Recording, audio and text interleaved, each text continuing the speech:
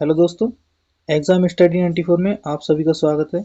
आज की हमारी क्लास है सामान्य हिंदी में अलंकार। तो दोस्तों, अलंकार के चैप्टर से प्रतियोगी परीक्षा में ज़्यादातर प्रश्न पूछे जाते हैं, इसलिए अलंकार हमारे लिए बहुत ज़्यादा महत्वपूर्ण है। तो दोस्तों, वीडियो को बहुत अच्छे से समझने के लिए, यानी कि अलंकार की क्लास को बहुत अच्छे से समझने के लिए वीडियो को लास्ट तक जरूर देखें।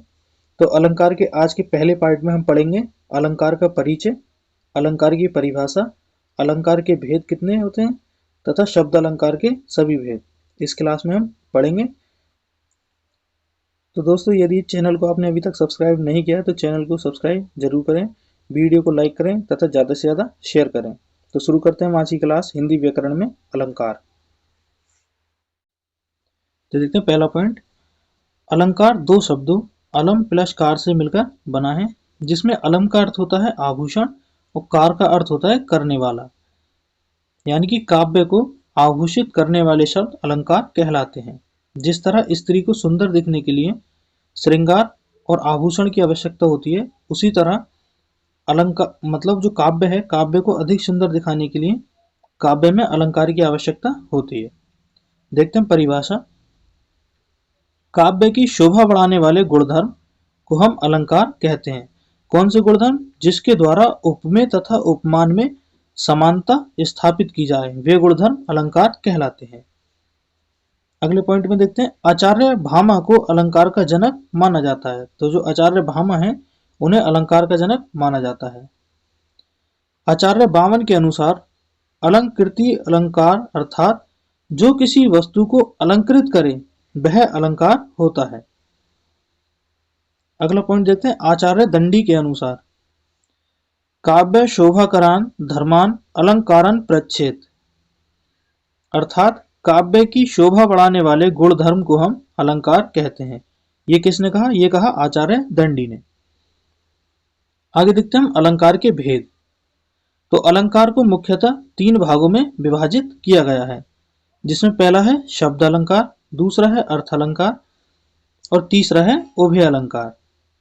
तो इसमें हमें दो पढ़ने हैं जो ज्यादा महत्वपूर्ण है, जिसमें पहला है शब्द अलंकार और दूसरा है अर्थ अलंकार। तो इसमें हम पहला देखते हैं शब्द अलंकार। तो शब्द अलंकार क्या होता है? शब्द अलंकार दो शब्दों यानी कि शब्द प्लस अलंकार से मिलकर बना है। तो कह सकते हैं जहां शब्दों के प्रयोग से काव्य में चमत्कार उत्पन्न होता है वहां शब्द अलंकार होता है।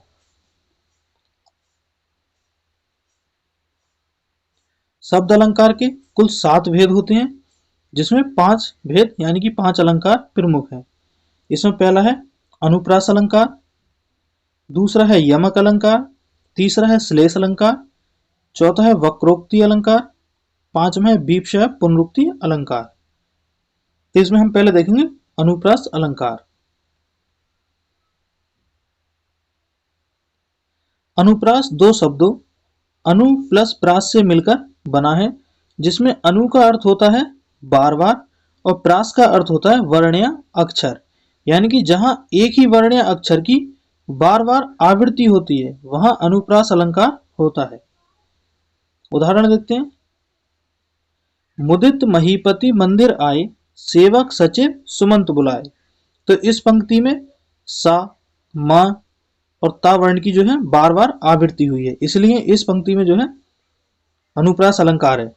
ठीक है, अब देखते हैं अनुप्रास अलंकार के भेद। अनुप्रास अलंकार के जो है 5 भेद होते हैं, तो पढ़ेंगे हम पांचों को, लेकिन इसमें से 3 भेद जो है वो मुख्य हुए, जिसमें पहला है छेक अनुप्रास अलंकार। देखते हैं छेक अनुप्रास अलंकार की परिभाषा। जहां स्वरूप और क्रम से अनेक व्यंजनों की आवृत्ति एक बार हो वहां छेकानुप्रास अलंकार होता है। जैसे वंदव गुरुपद पदुम परागा, सुरुचि सुवास सरस अनुरागा। तो इसमें पहला पद जो है, पहला शब्द जो है वो है पद और दूसरा है पदुम। तो इसमें पद शब्द जो है इसमें पहले पा और फिर उसके बाद दा, और जो पदुम शब्द है उसमें पहले पा और फिर दा, यानी कि स्वरूप और क्रम से एक बार दोहराया गया है, इसलिए इसमें जो है छेकानुप्रास अलंकार है। दूसरा देखते हैं वृत्तानुप्रास अलंकार। जहां एक व्यंजन वर्ण की आवृत्ति एक या अनेक बार हुई हो वहां वृत्यानुप्रास अलंकार होता है। जैसे तरनी तनुजा तट तमाल तरुबर बहु छाए। तो यहाँ जो है ता वर्ड की आवृत्ति अनेक बार हुई है, अतः यहाँ पर जो है वृत्यानुप्रास अलंकार है। आगे देखते हैं हम लटानुप्रास अलंकार। देखते हैं लटानुप्रास अलंकार की परिभाषा। जहां शब्द या वाक्य खंड की आवृत्ति उसी अर्थ में होती है परंतु उसका भावार्थ बदल जाता है, वहां लाटानुप्रास अलंकार होता है। लाटानुप्रास अलंकार को यमक अलंकार का विपरीत यानी कि उल्टा अलंकार माना जाता है। देखते हैं उदाहरण। वही मनुष्य है जो मनुष्य के लिए मरे। अर्थात यहाँ पहले मनुष्य शब्द का अर्थ है इंसान और दूसरे मनुष्य शब्द का अर्थ है इंसानियत, अतः यहाँ पर जो है लाटानुप्रास अलंकार है। चौथा देखते हैं श्रुत्यानुप्रास अलंकार। देखते हैं परिभाषा। जहां एक ही वर्ग से उच्चारित होने वाले वर्णों की लगातार आवृत्ति होती है वहां श्रुत्यानुप्रास अलंकार होता है। यानी कि जो 5 वर्ग होते हैं का चा टा ता पा, यानी कि इसमें से किसी से भी एग्जाम्पल हो और उसमें एक ही वर्ग से उच्चारित होने वाले वर्णों की जहां लगातार आवृत्ति होती है वहां जो है श्रुत्यानुप्रास अलंकार होता है। जैसे दिनांत था थे दीनानाथ डूबते सधैनु आते ग्रह ग्वाल वाल थे। यहाँ पर जो है ता वर्ग के वर्णों अर्थात जैसे ता था दा और ना की आवृत्ति हुई है, अतः यहाँ पर जो है श्रुत्यानुप्रास अलंकार है। अगला देखते हैं पांचवा अंत्यानुप्रास अलंकार। तो देखते हैं परिभाषा अंत्यानुप्रास अलंकार की। जहां पद के अंत में तुक मिलती हो वहां अंत्यानुप्रास अलंकार होता है। यानी कि पढ़ने के बाद तुरंत रुक जाना तुक कहलाता है, जिसे हम छंद में पढ़ेंगे। तो देखते हैं उदाहरण। जय हनुमान ज्ञान गुण सागर। यहाँ पर तुक है। फिर पढ़ते हैं जय कपीस तिहु लोक उजागर। यहाँ पर भी तुक आया सागर में और उजागर में। ठीक है, तो यहाँ पर जो है अंत्यानुप्रास अलंकार है। दूसरा देखते हैं हम यमक अलंकार। यमक शब्द का अर्थ होता है दो या जोड़ा। देखते हैं परिभाषा। जहां कोई शब्द एक से अधिक बार आए और उसका अर्थ अलग अलग हो, यानी कि एक शब्द एक से अधिक बार आए और उसका अर्थ अलग अलग हो, वहां यमक अलंकार होता है। तो देखते हैं यमक अलंकार का उदाहरण। कनक कनकते 100 गुनी मादकता अधिकाय उही खाए बौरात नर यही पाए बौराए। यानी कि इसमें एक कनक का अर्थ जो है वो है धतूरा और दूसरे कनक शब्द का अर्थ है वो है सोना। यानी कि एक कनक को खाने से मनुष्य जो है पागल हो जाता है और यदि दूसरा कनक यानी कि सोना उसके पास मिल जाए तो वह जो है ज्यादा विचलित होने लगता है, यानी कि उसे अहंकार आने लगता है। तो यहाँ पर जो है कनक कनक यानी कि शब्द एक ही है और उसका अर्थ जो है अलग अलग है। दूसरा देखते हैं काली घटा का घमंड घटा। तो इसमें काली घटा यानी कि काले बादल से संबंधित है और घमंड घटा का मतलब है यानी कि अहंकार कम होना। जो बादल है एकदम काले काले उमड़ कर आए उनका जो है एकदम घमंड जो है घट गया। तीसरा है सजना है मुझे सजना के लिए। तो यहाँ एक सजना का अर्थ है, जो एक सजना शब्द है उसका अर्थ है मतलब श्रृंगार करना और दूसरा सजना का अर्थ है पति के लिए, यानी कि सजना है मुझे सजना के लिए। तीसरा देखते हैं हम श्लेष अलंकार। श्लेष का अर्थ होता है चिपका हुआ। जहां कोई शब्द एक ही बार आया हो लेकिन उसका एक से अधिक अर्थ निकले वहां श्लेष अलंकार होता है। देखते हैं श्लेष अलंकार के उदाहरण। चरण धरत चिंता करत चितवत चारु ओर सुवरन को खोजत फिरत कवि व्यभिचारी चोर। तो इस पंक्ति में जो है सुवरन जो है वो एक है लेकिन इसके अर्थ जो है वह अलग अलग हैं। तो सुवरन का कवि के संदर्भ में है अच्छे वर्ण, यानी कि कवि जो है काव्य को लिखने के लिए अच्छे वर्ण की खोज करता है।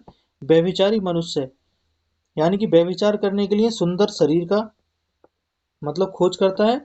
और चोर जो है चोर के संबंध में सुवर्ण का अर्थ है सोना, यानी कि चोर जो है चोरी करने के लिए सोने को खोजता है। लेकिन जो है ये जो है इसमें सुवर्ण शब्द एक बार आया है, लेकिन इसके अर्थ जो है वह अलग अलग है, एक से अधिक अर्थ निकले हैं।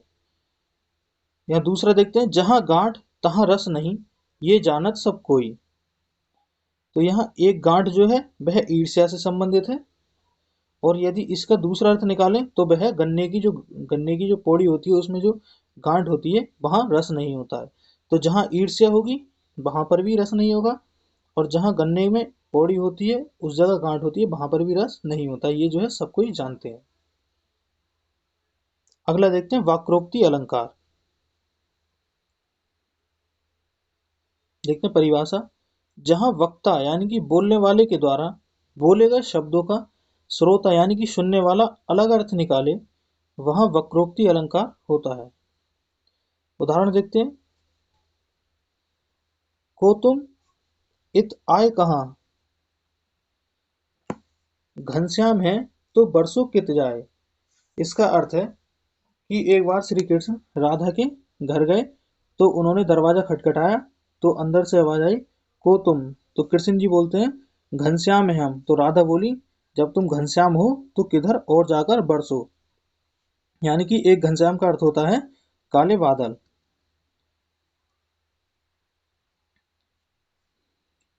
तो राधा जी ने शरारत भरे शब्दों में कहा कृष्ण जी से कि जब तुम घनश्याम हो तो फिर इधर क्यों आए हो, कहीं और जाकर बरसो। अगला देखते हैं पांचवा बीप्सा अलंकार। जिस काव्य में एक ही शब्द एक से अधिक बार आए किंतु उसका अर्थ भी एक ही हो, तो उसे बीप्सा अलंकार कहते हैं।